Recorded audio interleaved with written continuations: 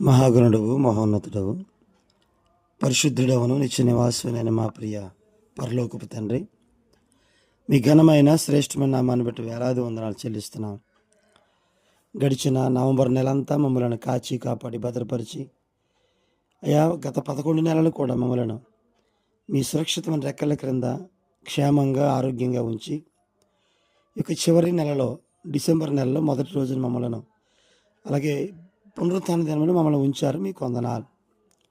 వింటున్న మా శ్రోతలందరినీ దీవించి ఆశీర్వదించండి. ఆధ్యాత్మికంగా బలం దయచేయండి. అయ్యా, నేర్చుకుంటున్న చరిత్రలో అనేక అంశాలు మేము నాయన మా జీవితాల్లో వాటిని అనేక మందికి తెలియపరచడానికి, వాటి ద్వారా మమ్మల్ని ఆశీర్వదించి బలపరచమని, మీ కృపా భాగ్యాన్ని మాకు ఇచ్చి నడిపించమని యేసు నామములో అడిగి వేడుకొనుచున్నాము తండ్రి, ఆమేన్. ప్రియులారా, అందరికీ వందనాలు. క్రిస్మస్ని గురించిన చరిత్రను మనం నేర్చుకుంటూ ఉన్నాం. క్రిస్మస్ వస్తువుల గురించి మనం చూస్తూ, క్యారల్స్ గురించి, క్రిస్మస్ కార్డ్స్ గురించి, క్రిస్మస్ ట్రీ, క్రిస్మస్ స్టాంప్స్, వాటి గురించి మనం నేర్చుకున్నాం. ఈరోజు క్రిస్మస్కి సంబంధించి ప్రత్యేకంగా 3 కలర్స్ వాడతారు.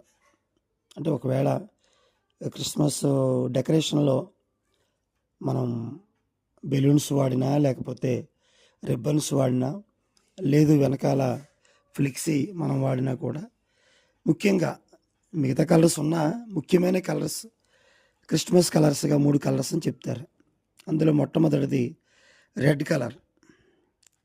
ఈ రెడ్ కలర్ అనేటువంటిది యేసుక్రీస్తు యొక్క రక్తానికి సాదృశ్యంగా, అంటే రెడ్ కలర్, ఎరుపు రంగు అనేది విమోచనకు గుర్తుగా, అంటే క్రీస్తు మన కొరకు సిలువలో చనిపోయి రక్తాన్ని కార్చి, ఆ రక్తం ద్వారా మనల్ని పవిత్రులను చేసిన, పరిశుద్ధులను చేసిన సందర్భంగా రెడ్ కలర్ అనేది క్రిస్మస్ కలర్గా ఉపయోగిస్తారు. అలాగే రెండవది గ్రీన్ కలర్, పచ్చరంగు.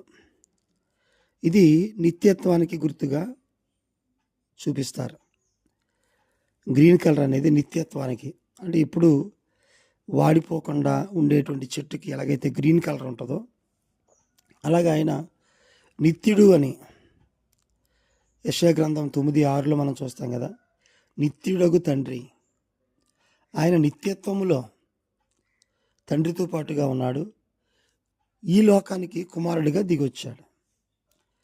కాబట్టి గ్రీన్ కలర్ని నిత్యత్వానికి సాదృశ్యంగా గుర్తుగా ఉపయోగిస్తారు.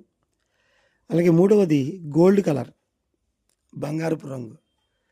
ఈ బంగారం అనేది చాలా విలువైనది కనుక ఈ లోకంలో చూడ్డానికి గుర్తుగా ఏంటంటే, గోల్డ్ అనేది దైవత్వానికి సాదృశ్యంగా, యేసుక్రీస్తు యొక్క దైవత్వాన్ని సూచిస్తున్న గుర్తుగా మనం చూస్తాం. అలాగే రాజత్వానికి, ఆయన రాజు, యూదుల రాజుగా పుట్టినవాడు అని ఆయనకి పేరుగా మనం చూస్తూ ఉన్నాం. మత్తయి సువార్తలో, మత్తయి సువార్త అంతట్లో కూడా యేసు ప్రభుని రాజుగా చూపిస్తాడు, ఆయన రాజులకు రాజుగా.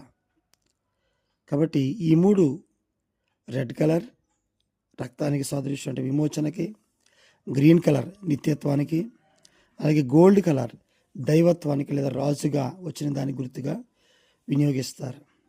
అలాగే క్రీస్తుపై జరిగినటువంటి రీసెర్చ్లో ఆయన మీద చాలా అద్భుతంగా, ఎక్కువగా యేసుప్రభు ఎవరు ఏంటనే రీసెర్చ్లు జరిగాయి.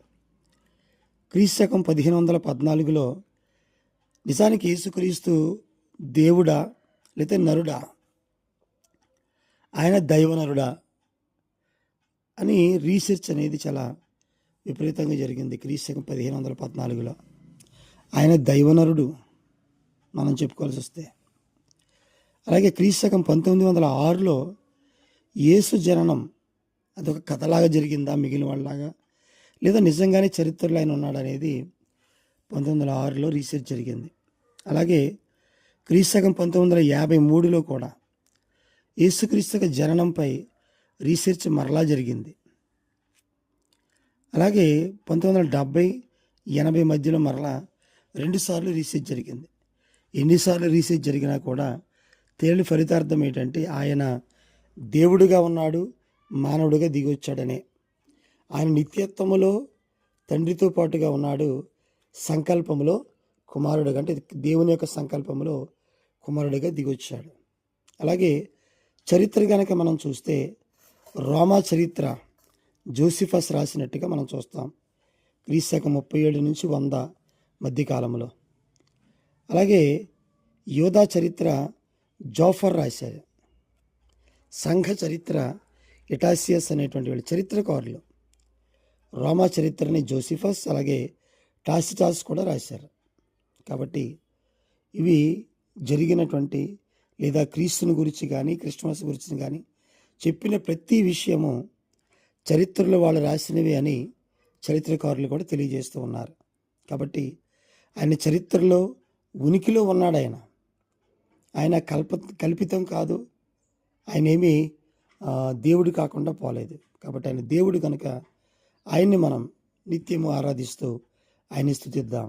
దేవుడు తన మాటలు దీవించును గాక. ఆమేన్.